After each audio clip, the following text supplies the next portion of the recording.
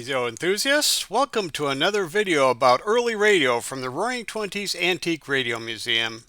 In this video, we move out west to California and investigate the past of two men, Arthur Bessie and Tom Lambert, and the radio company they started back in 1920, the Radio Shop.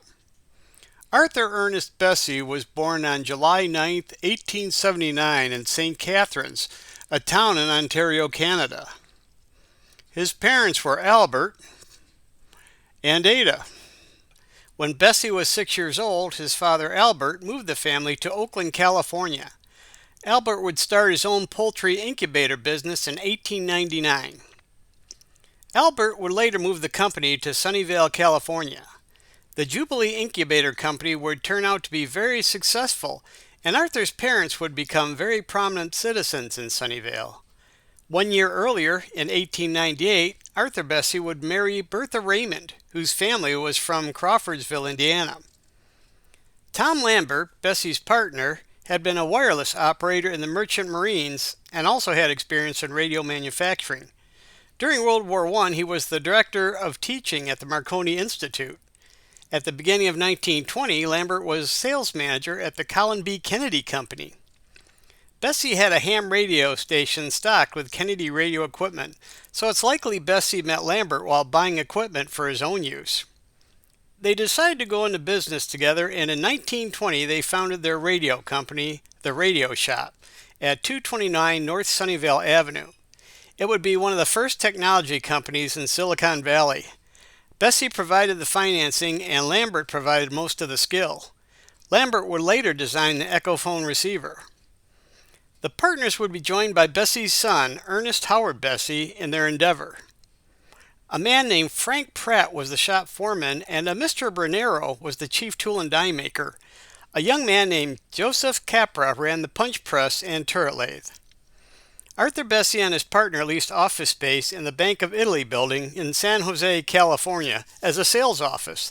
The company would later move to another building on San Fernando Street in San Jose.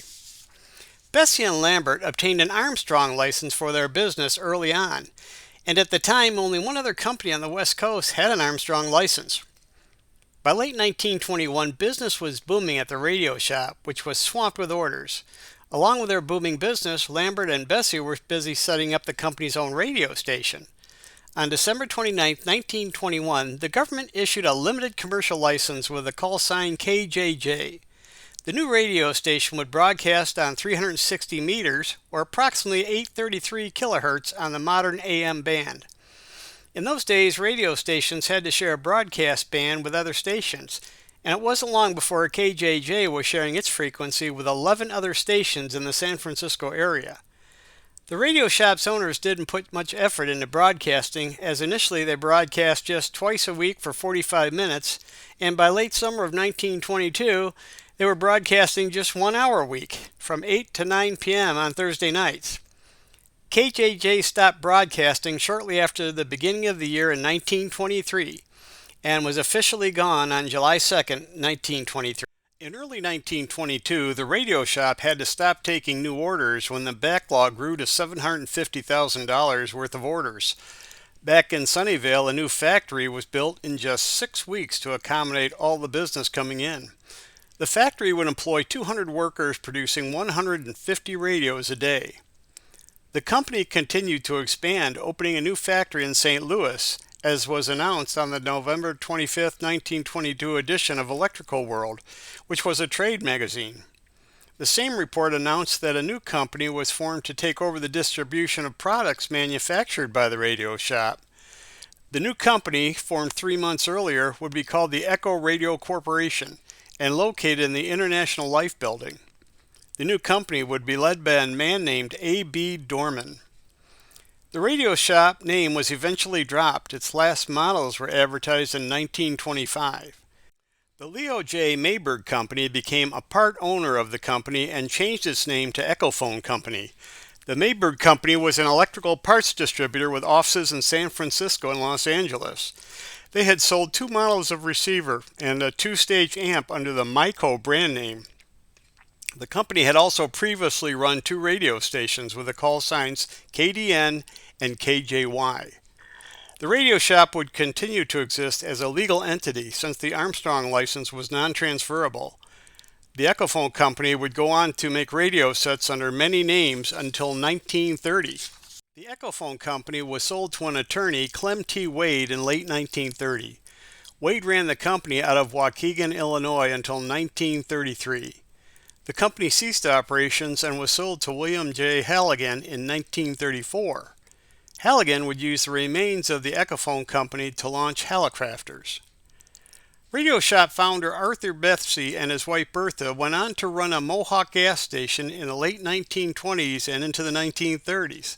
Sadly, Arthur Bethsy was admitted to a sanatorium in 1952, where he spent the last 14 months of his life. Arthur Ernest Bessey died on September 11, 1953.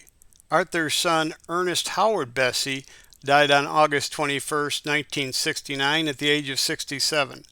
Sadly, he would be buried as an indigent. Arthur's wife Bertha would live to be nearly 100 years old, passing on August 21, 1976.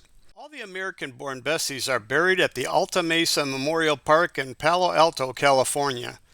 Oddly, none of the graves have any kind of marker or gravestone. At the time this video was made, very little information was available on Arthur Bessey's partner, Tom Lambert, and his life after their partnership.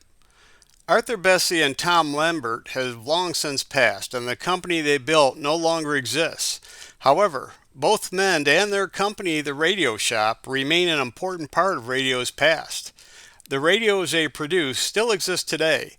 They are a testament to the hard work and dedication of both men, who have earned their place in radio history. That's it for this video. There will be more to come as we continue to investigate the early history of the world's first mass medium, radio. Thanks for watching.